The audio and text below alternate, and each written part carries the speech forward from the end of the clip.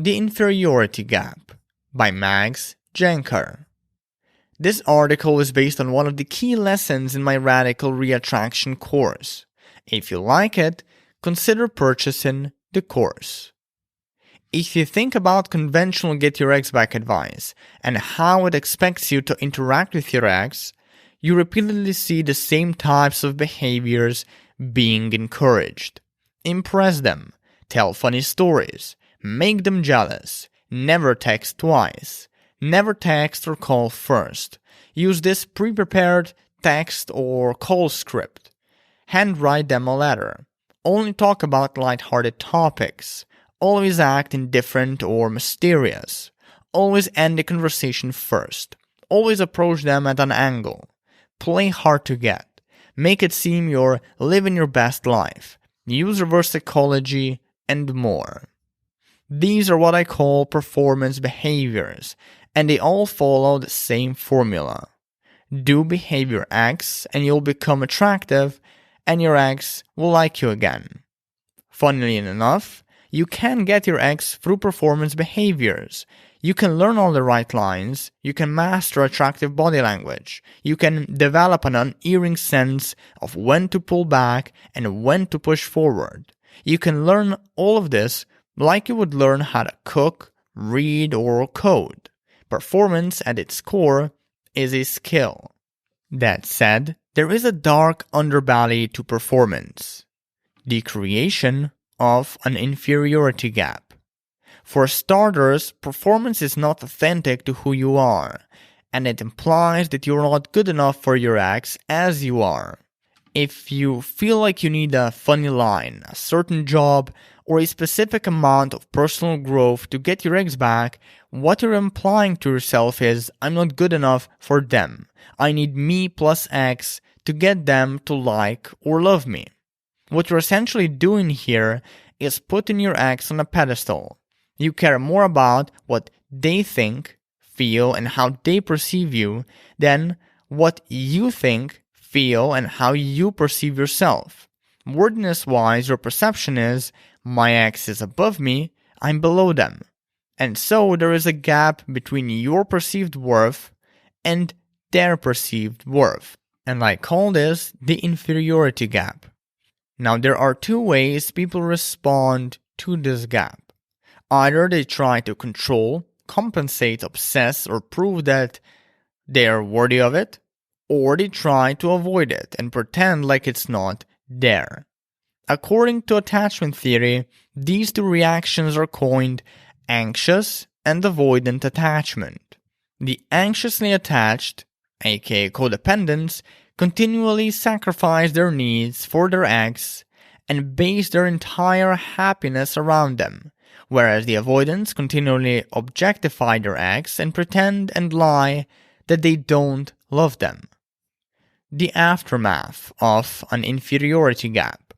The inferiority gap always leads to the same result: a need to perform. Then the performance leads to even more feelings of unworthiness, creating what's in psychology known as a downward spiral. The more you perform, the more unworthy you feel, and the more unworthy you feel, the more you feel like you need to perform. So the more results you get through performance, the deeper you will reinforce the belief that you are not good enough for your ex as you are, thus widening your inferiority gap. And this creates all sorts of difficulties. It kills your chances of forming healthy relationships, it makes people trust and connect with you less, it drives you to feel more anxious, panicky, jealous, and insecure.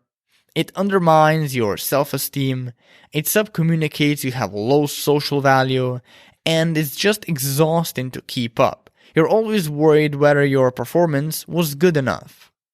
And this is the whole irony of conventional get your ex back advice. The more you try to perform, the more inauthentic you are, the more unattractive you look. The less you try to perform, the more authentic you are, the more attractive you look. And no, you can't hide the fact that you're performing. Your ex isn't stupid. Eventually they will detect it and they will lose attraction for you.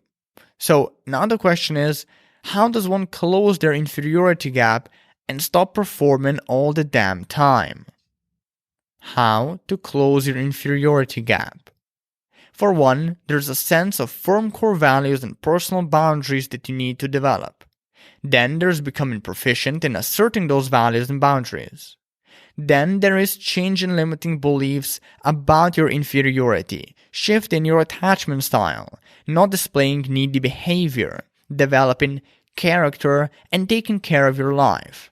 However, most importantly, there is vulnerability. The inferiority gap starts to close as soon as vulnerability enters the equation. When you're vulnerable, you remove performance, imply that you're of equal status to whomever you're interacting with, and reinforce to yourself that you are worthy, that you are adequate, and that you deserve to feel that way. And the way you start is by opening yourself up to the rejection and disapproval of others. In our case, your ex. So if you miss or love them, don't hide it. Reveal your true feelings. If you aren't happy with how they are treating you on a date, tell them to show some respect. If they keep placing you in the friend zone, communicate that you don't want to be friends and only want to see them romantically. Let your true intentions and wants be known. Be clear about them. And stay unattached to whatever answer comes back. But most importantly, always be willing to walk away if your ex can't give you what you want.